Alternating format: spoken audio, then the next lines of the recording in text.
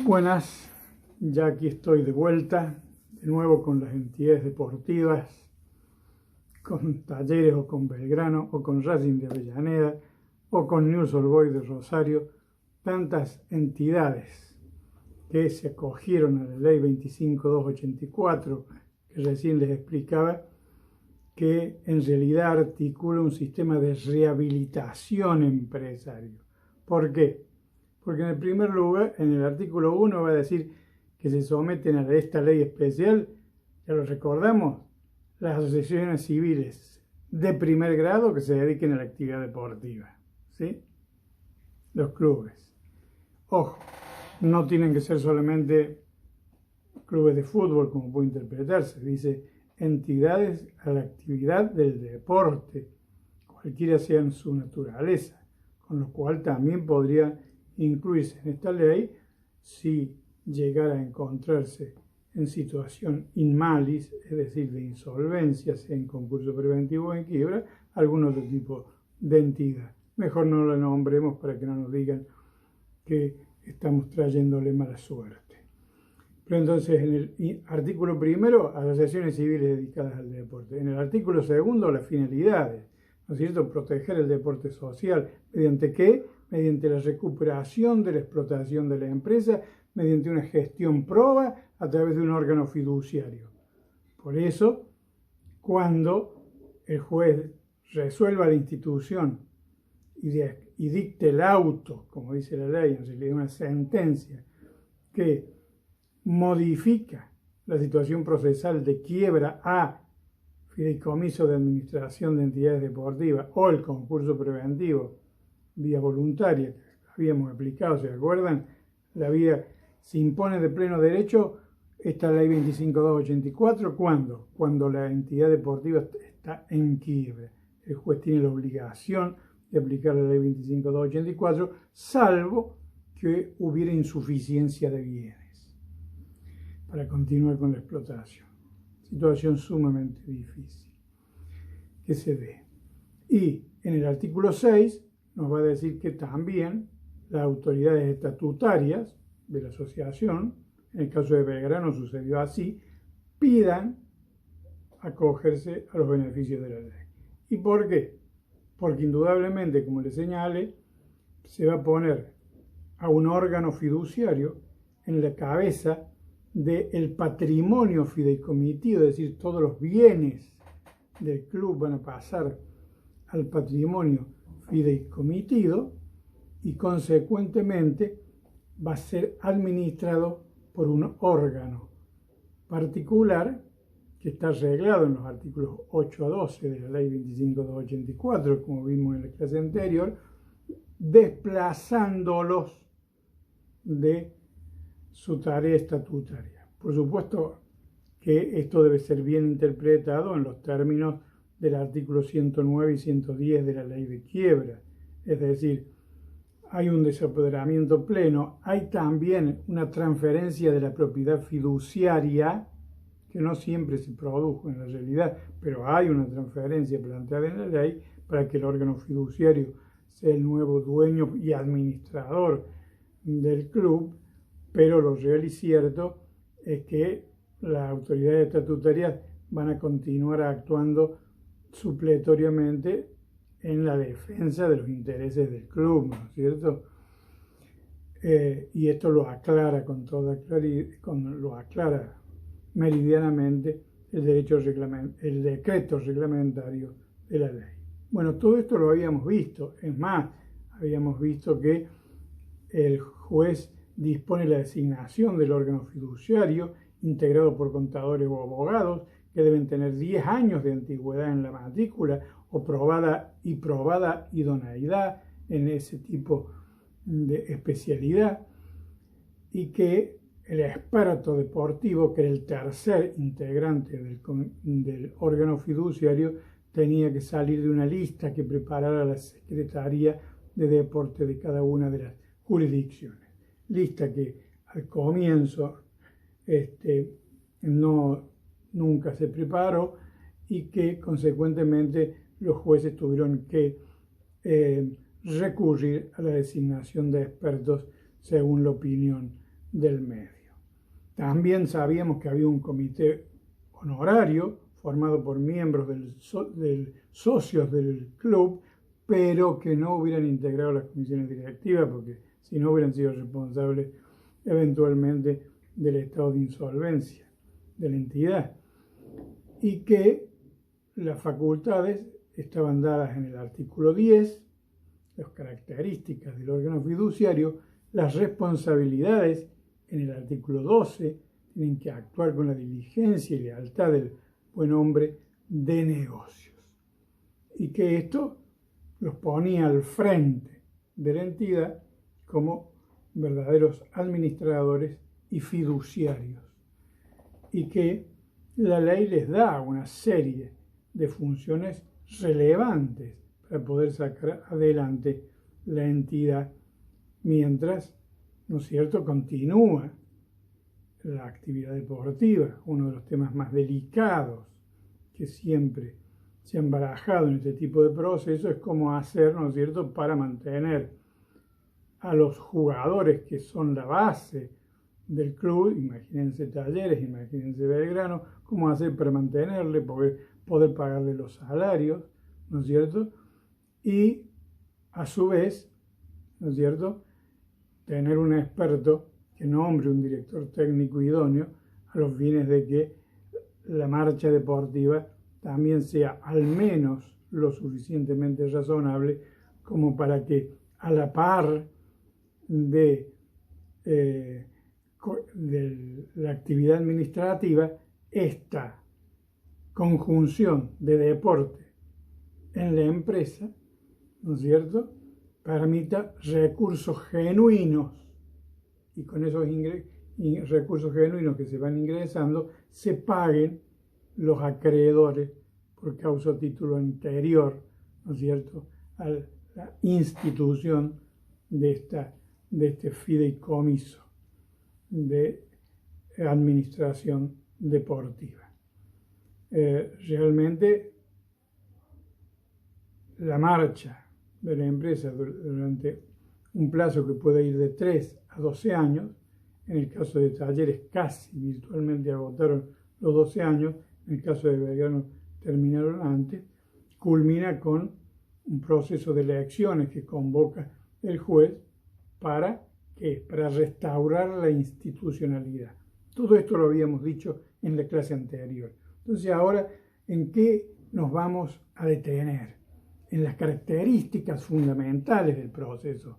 No podemos agotarla porque es riquísima, a toda la jurisprudencia en la cual tuvimos oportunidad de participar y que también fueron dictando los jueces que tuvieron a cargo de este tipo de procedimientos, ¿no es cierto? No voy a nombrarlos ahora por razones de prudencia, pero sería interesante, si tuviéramos clases presenciales, poder invitar a uno de ellos que nos contara las experiencias concretas de la actuación de cada uno de estos fideicomisos de entidades deportivas, es decir, cómo le fue a Talleres, cómo le fue a Belgrano, y también cómo le fue a Newell's Old Boys de Rosario, etcétera, etcétera.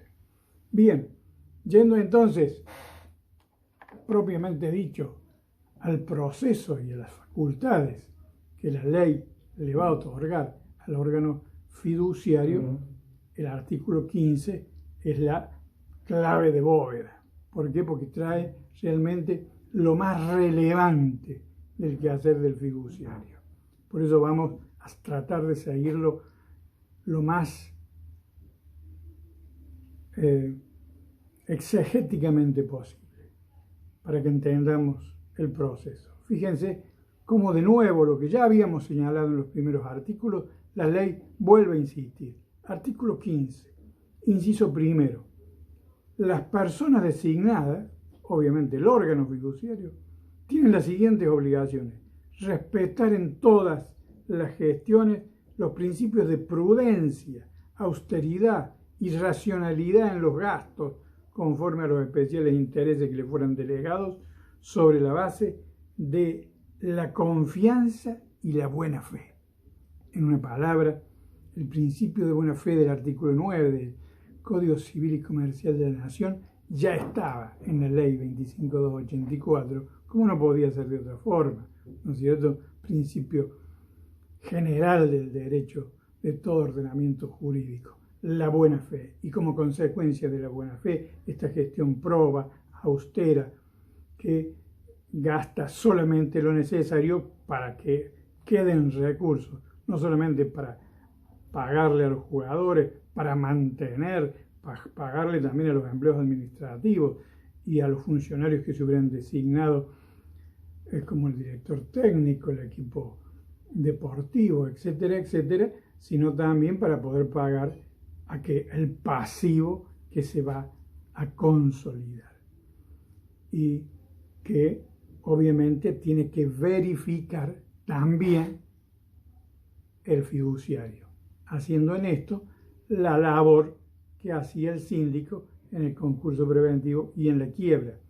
Por eso el artículo va a señalar dos aspectos muy relevantes de la tarea del fiduciario en lo que es el orden verificatorio de los créditos para poder saber cuál es el pasivo que hay que abonar. Va a decir en el inciso D, determinar las deudas que existan contra las entidades mencionadas en el artículo 1 de conformidad al procedimiento verificatorio de la ley 24.522. Quiere decir que como venía de un concurso preventivo o de una quiebra, ¿sí?, hay que determinar todas esas deudas aquí a la fecha de la institución del fideicomiso. Pero luego, a renglón seguido, va a decir dictaminar respecto de todas las solicitudes de verificación de los créditos y privilegios contra las entidades sobre las que haya recaído sentencia de quiebra posterior a la sanción de la presente ley y continuar las actuaciones incidentales o cualquier otro proceso en trámite. Y en todo caso se aplicará siempre el proceso verificatorio. La ley dice se aplicará siempre el título segundo, capítulo tercero, sección tercera de la ley 24.522, que regla el proceso verificatorio que ustedes van a ver en la bolilla 9, es decir, en la bolilla que sigue. Quiere decir que van a terminar de comprender esta labor cuando veamos verificación de crédito y cuando veamos el fuero de atracción. Y aquí en este aspecto, la ley de entidades financieras tiene una característica notable. El fuero de atracción está en el artículo 13, infine de la ley 25.284, y les va a decir todas las acciones iniciadas o a iniciarse. Claro, porque hasta que se instituyó, ¿no es cierto?, el fideicomiso, pudo haber habido acciones a iniciarse en contra de las entidades mencionadas, serán atraídas al juzgado interviniente cualquiera sea el fuero o jurisdicción donde tramiten. Es decir, no importa si están en el fuero laboral, ¿ven? Así como están excluidas las del fuero laboral en el proceso concursal común, aquí dice no hay excepciones. No está el régimen de excepciones del artículo 21 que vamos a ver en la bolilla 9. Y va a decir, cualquiera sea el fuero o jurisdicción, es decir, también la de jurisdicción federal, para continuar ante aquel, es decir, ante el juez del fideicomiso de administración, las diligencias procesales que correspondieran. Quiere decir que recuerden, cuando estudien fuero de atracción, cuando le escuchen a la doctora María del Carmen Bima, en breve, hablar sobre el fuero de atracción, que implica la suspensión de las acciones, ¿sí?, que se encuentran en los juzgados singulares. Además de la suspensión, primer principio, implica la atracción de estas, porque se desplaza la competencia de los jueces singulares al juez del juicio universal, en este caso al juez del fideicomiso de administración. Y también la prohibición de iniciar nuevas acciones, ¿sí?, en contra de la entidad. ¿Por qué? Porque tienen que venir a verificar. Bueno, esos tres principios están contenidos, pero con mayor fortaleza, en el artículo 13 de la ley 25 284.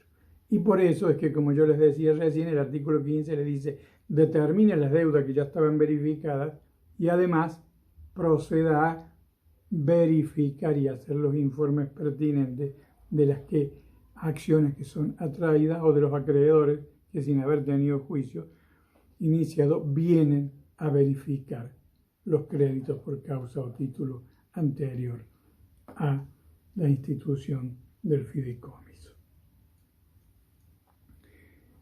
Y va a decir también, esa es la parte de la colectividad, ¿se acuerdan cuando vimos los principios?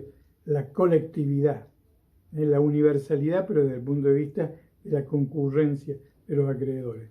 Y el renglón seguido, en el mismo artículo 15, se va a referir al principio también de universalidad, que está en el artículo 3, es decir, que hace efectos el fideicomiso sobre todos los bienes que conforman el patrimonio de la entidad deportiva, pero le va a imponer obligaciones al fiduciario y va a decir que debe individualizar cada uno de los bienes fideicomitidos, cada uno de los bienes, determinar el valor realizable de los mismos en la oportunidad de cada distribución, para saber, ¿no es cierto?, si se han realizado bienes y eventualmente en qué valor. Elaborar el presupuesto anual de ingresos y egresos, claro, como la tarea de elaborar, de marcha de la empresa, hemos dicho que puede ir de 3 años a 12 años, tiene que ir el fiduciario haciendo un presupuesto anual, ¿no es cierto?, para que los acreedores conozcan cuáles son los ingresos, cuáles son los egresos, porque después el artículo 18 va a mandar a distribuir 2 veces al año el producido entre los acreedores insinuados. ¿Para qué? Para cancelar el pasivo. Es más, el artículo 18 va a decir que hay que consolidar el pasivo, ¿sí? Hay que decir, este es todo el pasivo que tiene la entidad y lo vamos a abonar durante estos 10 o 12 años de marcha de la empresa, de gestión fiduciaria, proba, diligente, con la diligencia del buen hombre de negocios. Entonces, el artículo 15 nos va a hablar de las pautas o los principios, en los primeros incisos, de cómo debe realizarse esta gestión, ¿no es cierto? Fíjense que el inciso B va a decir adoptar durante la gestión todas las medidas pertinentes, con prudencia y diligencia del buen hombre de negocios. El C va a decir prestar la dedicación necesaria y proceder con conducta irreprochable en la representación de la entidad. Luego vimos ya los incisos D y E de la verificación de créditos y ahora los de la parte activa de todo el patrimonio fideicomitido que maneja el órgano fiduciario a través de un presupuesto anual y a través de informes trimestrales que tiene obligación de presentar ante el juez, rindiendo cuentas de su labor, porque el juez es el que va a juzgar cómo se lleva a cabo esa gestión y en su caso va a poder, si es necesario, aplicar el régimen de sanciones que también está obviamente en la ley 24.522 y apercibirlo, ponerle multas o incluso remover al fiduciario. Tanto en Talleres como en Belgrano hubo casos de remoción de los fiduciarios.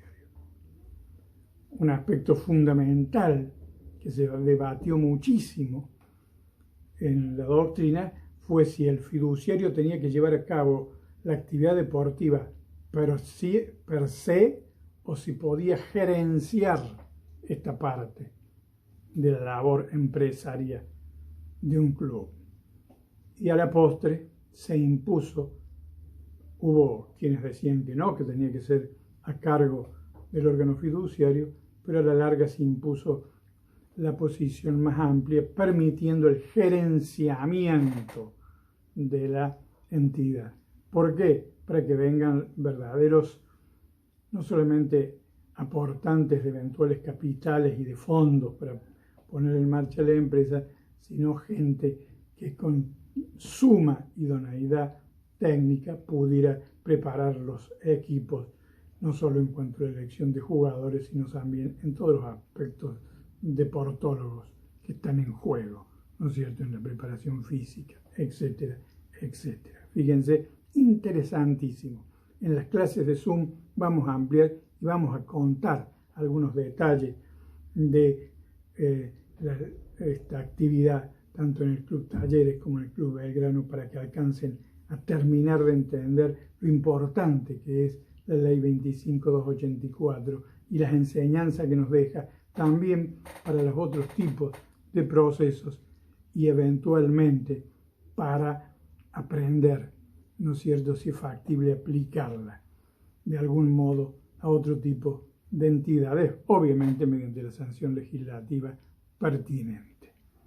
Bien, y si se lleva a cabo esta explotación adecuada de la empresa, se sigue jugando al fútbol o al básquetbol o a que sea, y el fiduciario va haciendo las distribuciones que impone el artículo 18, llega un momento en que se va a extinguir el fideicomiso porque se van a haber cumplido los objetivos marcados en el artículo 2 que les señalé en la primera clase. Se va a haber saneado la empresa y entonces el juez va a tener que convocar, como ya les he dicho, a elecciones para que asuman las nuevas autoridades y quede rehabilitada la entidad deportiva en plenitud. ¿Por qué? Porque va a estar saneada económicamente y va a estar con nuevas autoridades la misma asociación civil de siempre. Llámese Belgrano, llámese Talleres, llámese Newell's Old Boys, llámese Racing del Club de Racing de Avellaneda y muchos otros nombres de clubes del interior que pudieron utilizar esta fórmula de saneamiento y de rehabilitación empresaria. En caso que se frustrase porque no hay fondos y la gestión no es idónea, el juez, obviamente, si advierte esto con las rendiciones de cuentas que le hacen los fiduciarios trimestralmente, deberá disponer la liquidación definitiva de la entidad. Hasta ahora no conocemos casos en que haya fracasado el régimen. Y esto porque realmente 12 años, en el fondo, vamos a decir la verdad, licúan el pasivo verificado. Además, la forma de cancelación que establece el artículo 18, lo vamos a ver en la próxima clase de Zoom, es muy particular porque permite pagar hasta el 60% y una quita legal del 40%. Y eso obviamente facilita el salvataje de las entidades deportivas. Hoy hay muchos clubes que siguen actuando y pudiendo ser grandes equipos para la alegría de sus hinchas gracias a la aplicación del régimen de la ley 25.284. Espero que estas dos pequeñas clases que les he dictado les hayan llamado la suficientemente la atención como para que ahora se detengan en la lectura fina de cada uno de los artículos y luego, cuando vengan la oportunidad de los parciales y antes en las clases, puedan irme preguntando las dudas que les vayan surgiendo para terminar de agotar una normativa interesantísima. Buenas tardes y muchas gracias.